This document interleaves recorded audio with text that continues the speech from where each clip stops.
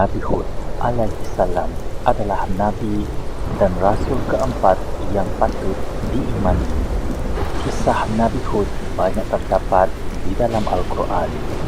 Nama Hud bahkan juga diabadikan di dalam sebuah surah, yakni Surah Hud, surah ke-11. Kisah kaum Ad bermula apabila Nabi Hud diutuskan untuk mengajak kaum tersebut untuk mengesahkan Allah Subhanahu wa Ta'ala.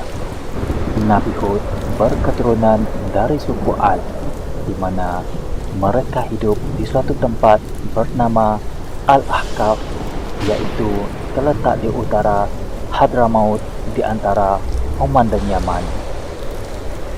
Kaum Ad mendabik dada dengan kehebatan dan kekayaan mereka serta tidak menghiraukan utusan Allah, iaitu Nabi Hud alaihi salam. Jelas sekali kekufuran mereka dalam mendustakan ayat Allah mengakibatkan mereka termasuk dalam golongan yang dibinasakan. Nabi Hud diutus untuk memberi peringatan kepada kaumnya, iaitu kaum Ad. Kaum Ad adalah keturunan Nabi Nuh yang tinggal di Al-Ahqaf, sebuah kawasan di bukit pasir Arab, menurut Quran surah Al-Ahqaf. Suku Ad adalah salah satu suku tertua di dunia yang mempunyai peradaban yang maju. Di dalam Al-Quran surah Al-Fajr disebutkan kaum Ad mempunyai bangunan yang tinggi. Allah juga melebihkan kekuasaan dan kekayaan kaum Ad. Namun, harta yang diberikan kepada kaum Ad menjadikan mereka tamak, lupa diri dan jauh dari Allah Subhanahu wa Ta'ala. Mereka mula menyembah berhala bernama Syamud, Syada dan Al-Haba. Maksiat juga berleluasa. Allah kemudian mengutus Hud untuk memperbaiki akhlak dan tingkah laku kaum Ad. Dan ingatlah Nabi Hud, iaitu saudara Ad, iaitu ketika ia memberi peringatan kepada kaumnya di dalam surah Al-Ahqaf, dan sesungguhnya telah ada beberapa orang yang memberi peringatan sebelum dan sesudahnya dengan berkata, "Janganlah kamu menyembah selain Allah. Sesungguhnya aku takut kamu akan diazab pada hari yang besar."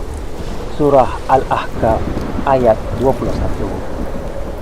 Selepas dilantik menjadi Nabi dan Rasul, Hud mula memberi peringatan kepada kaum Ad. Hud menyeru kaumnya supaya menyembah Allah dengan menunjukkan bukti keesaan Allah. Daripada mempercayai Hud, kaum Ad mencemuh Hud. Dengan sabar, Nabi Hud menghadapi segala cacian yang diberikan kepadanya.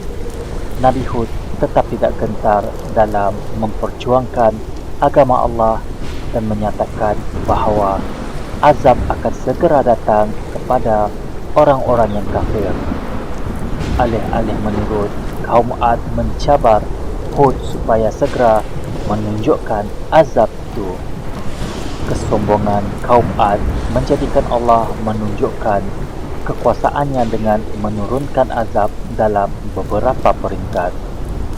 Tahap pertama, pembalasan Allah Subhanahu wa Ta'ala kepada kaum Ad adalah dalam bentuk kekeringan yang melanda ladang dan kebun mereka.